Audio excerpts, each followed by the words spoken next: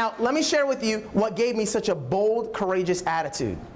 Is I asked myself a question. See, when we go in different situations, all right, whenever we experience any of the diseases of attitude, fear, anxiety, apprehension, indecision, any of these types of things, what happens is when you see that perfect prospect and you want to execute your strategy, like, oh, I want to go talk to that guy. Man, well, what ends up happening is your brain, I call it the weakness, starts to spew all over you to protect you. Because you don't like to get out of your comfort zone. A muscle doesn't like to burn. The lactic acid, when it builds up when you're working out, it burns, it's uncomfortable. That keeps a lot of people away from working out. They don't like the pain. But guess what happens? If you do it anyway, you feel the pump, you work through it, what ends up happening? Your body adapts, grows stronger, now you're ready for the next weight load again, and it won't burn. You do it enough times, hey, what 10 reps used to kill you, now 10 reps is your warm-up. Your mind doesn't like that pain either. When you go to do something uncomfortable, your brain goes, ah! Oh my God, you're not going to go talk to this guy. And then guess what happens? Everything that's ever happened to you in your life is embedded deeply in your brain. It is. We just have, like Fred says, he goes, memory recall difficulties. There's no good or bad memory. I mean, no one has a bad memory. You just have a bad ability to access your memory. So it's all in there. So a lot of times why some people are shy, they go, well, I'm shy, and, I don't like talking to strangers. Here's why. Because when you were 5 years old, you went to go talk to a stranger in a supermarket, and your mom slapped you on the said, don't talk to strangers. You don't do that. So your brain felt pain, you got reprimanded by someone that loved you, and all of a sudden, link. Ouch, pain is associated with talking to strangers. Now, does it hurt to talk to a stranger? Does it hurt? Has anyone just approached someone and then if somehow physical damage occurred to your body? You just said, hey, how's it going? And you're like, ow, oh God. Like you had a shock collar or something. Has that ever happened to anyone? No. But pain, it's all in your brain, right? It's in your brain. So guess what ends up happening? You have all of these links throughout your life that affect you every single day of your life. Everything. You go to talk to that, beautiful young lady over here, and you say, oh my gosh, I want to go approach that girl. I'm single, she's standing there, same thing. She's in the supermarket, I want to go talk to her. But you look at her, she's like, man, she's so beautiful, I want to go talk to her. But you know what? All of a sudden you remember, man, I talked to a beautiful girl when I was 10 years old, and that girl, told me, no, you're ugly and have cooties. You created a link. And you go, oh God, talking to beautiful girls, it hurts, because that hurt my emotions. So maybe you did that a couple times, maybe you got rejected a few times, now you're scared to death to do that thing. If you ever run across people that have got unbelievable confidence, here's why. They developed stories where they had experiences that ended up being positive. Now they've got pleasure linked to doing the thing. So let me share with you how you can now create positive links for every area of your life. You ready for this? This is how you're going to crush through fear, be able to approach anyone, increase your confidence, and you're going to be an absolute animal in the marketplace and in everything you do. You ready for it? Yeah. What you have to do is, whenever you see that situation, what happens is your brain starts to violently puke all over you. You want to go prospect that person. All right, I remember when I prospected this one gentleman, he was driving an Escalade, and I was in a crappy little Saturn that had a crack in the front fender. He was dressed up. I was dressed down on the way to the gym. I was wearing a cutoff shirt. All right.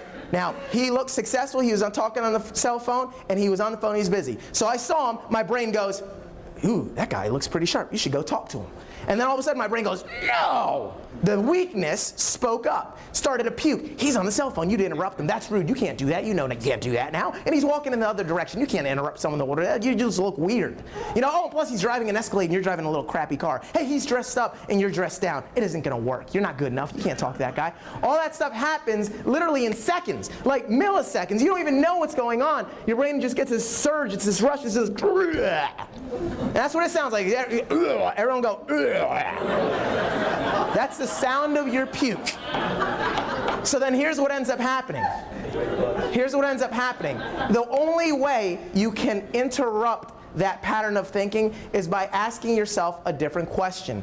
If you want different results, simply ask different questions. The question that I've come up with, which has absolutely changed my life, is what would I do if I was 10 times bolder?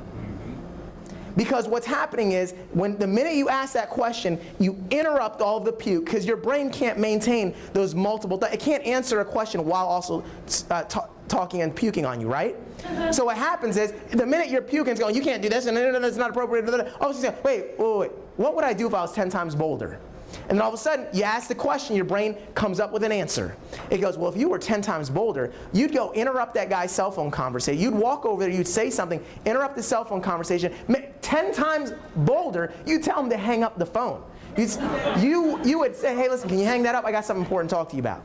You do that. Regardless of what car you're driving, regardless of how you're dressed or what car he's driving, you'd interrupt him and you'd go ahead and ask him if he keeps his options open or whatever it is you want to say. So guess what?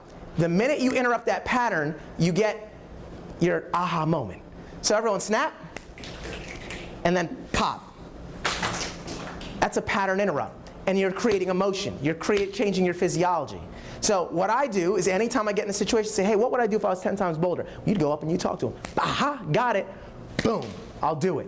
I got it, I'll do it. I got it, I'll do it. Answer, action. Answer, action. So the minute you encounter any opportunity where you feel fear, anxiety, indecision, any other disease attitude, you say, what would I do if I was 10 times bolder? Well, I'd walk right up over there. What would I say? I don't know, but I'd find out. I got about 10 steps before I get to him. I'll figure it out. Because it's not about the strategy, it's about the state, and it's about the story. So you know what? I walked over to him. He's my all-time top producer, Jeremiah Barnett. Absolutely. See, this is not a business thing, this is a life thing. If I was to ask the husbands and the wives and the people that are married and you found your dream spouse, if I said, how did you meet him? Well, you probably saw him, you laid eyes on him, they were probably like, oh man, this person's gorgeous, or whatever the case is. You're like, man, so you got a fork in the road. I could go ahead and, let the weakness puke on me. You can't do that, it's not appropriate, he probably has a boyfriend anyway. Or you could go, hey, what would I do if I was 10 times bolder? Well, I just go up there and say something. I just try, just see what happens. And guess what? That's how a lot of husbands have met their wives. That's how a lot of wives have met their husbands. Matter of fact, I'll challenge you, if you reflect back in your life, everything that's probably good in your life came from a bolder moment. How many people would agree by a round of applause? How many people would agree? Right? So I got to thinking, I said, why doesn't my team produce more? Why are they so fearful? Well, you know something? They don't know about the pattern interrupt. They don't know about that, but let me educate them. And I said, you know something? It's one thing to educate them, it's one thing to motivate them, but hey, 90% of people, they'll hear it, they'll go, that's a great idea, Caesar, and they'll do it for that day. Or they'll do it one time, and they'll maybe not get that exact result that they were hoping for. Then they get scared and they go, oh my God, that was uncomfortable, I don't want to do it again. So you need perpetual coaching, you need perpetual training. You want to increase your confidence, you need to constantly feed yourself personal development. You need to constantly put yourself in that situation. If you work out one time and it burns and you quit, do you ever grow? No, you just said, ooh, that hurt and that was painful, I don't want to do it again. So here's what you do. Constantly do it. Look for opportunities that challenge you and constantly walk into them. Listen, guys, I was fearful too. I was. I didn't have any story to lean on. It's the reason why some people come in here like Jennifer and Amy and so many other success stories, and you know something? They come in with a tremendous amount of confidence. Why? Because they have a great story. They say, hey, listen, my story is I'm successful. I'm a top real estate person. I'm a top insurance person. I'm a top mortgage person. So here's my story. I'm a stud. Prepaid, I'm going to get in this thing and crush it.